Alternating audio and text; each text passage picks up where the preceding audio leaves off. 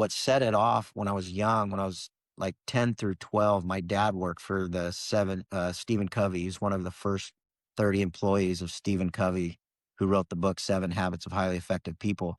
So I would travel around and go to seminars, before I started getting in a bunch of trouble as a young kid. And I was stealing donuts and coffee in the back, but I was surrounded by these high level CEOs, like Fortune 500 companies, Mercedes Benz, BMW, and like going to these seminars. And I was around, my dad used to play Jim Rome tapes, and I didn't know it, but it, subconsciously it was going in my mind. But I was like, oh, dad, do we got to listen to this guy again? Pennies in my pockets, creditors calling, the whole Jim Rome bit.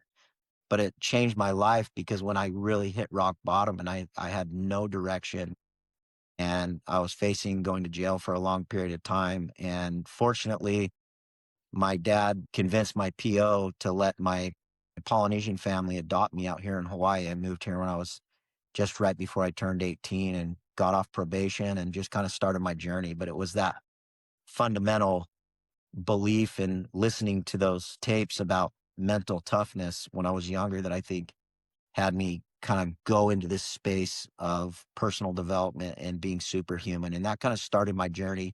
And over that, it's been a career of, wins and losses, getting married and building an incredible masonry business and multimillionaire by the time I was 28. And then bought a ton of real estate, thought I was on cloud nine. And then seven, everyone's like recession. And I was like, I'm in my 20s and I'm racing motocross full time and traveling the world